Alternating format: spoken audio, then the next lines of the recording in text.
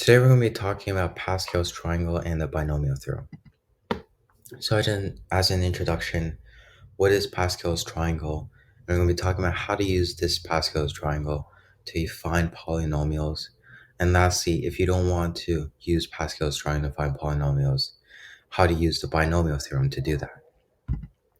So firstly, what is Pascal's triangle?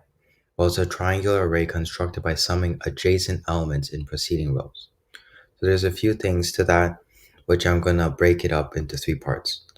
So firstly, the triangular array is just a triangular set of numbers.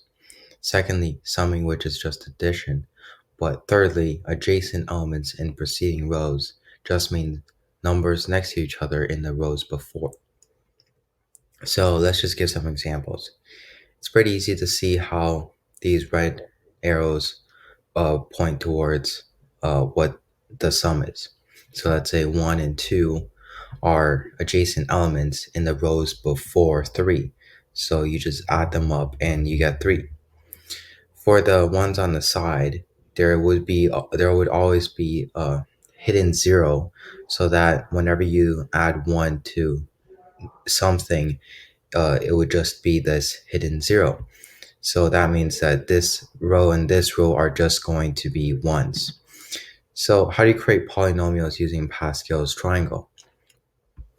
Well, there's two parts to creating polynomials. Firstly, the coefficients, and secondly, the exponents.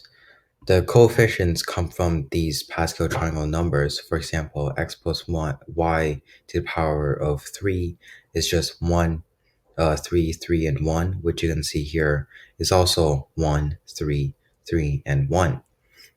However, how do you get the exponents? Well, it's using this type of formula, which is x to the power of n, where n is just whatever this to the power is, plus x to the power of n minus 1 times y to the power of 1, and then x to the power of n minus 2 times y to the power of 2. And eventually you'll get to x to the power of 1 times y to the power of n minus 1 plus y to the power of n.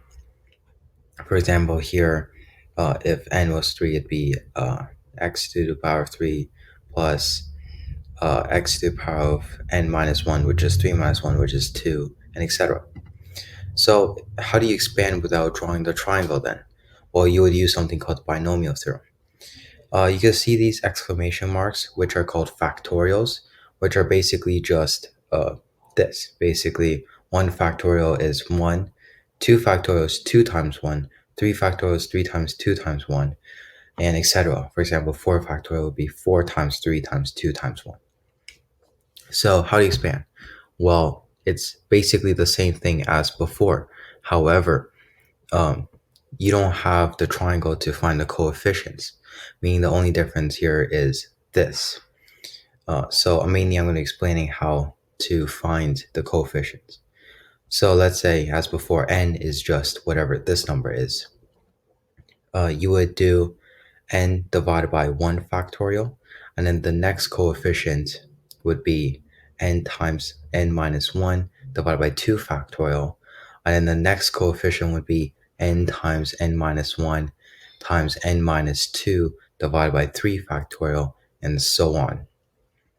For example, if we have x plus y to the power of 4, we already know how to find the exponents, or you can see here that for the coefficients, it would be n, which is 4 divided by 1 factorial, and then n times n minus 1 divided by 2 factorial would just be 4 times 4 minus 1 divided by 2 factorial, and so on. So if you just simplify this, you would get 4, 6, 4. And basically that's how you use Pascal's triangle to find polynomials, but also how to use the binomial theorem.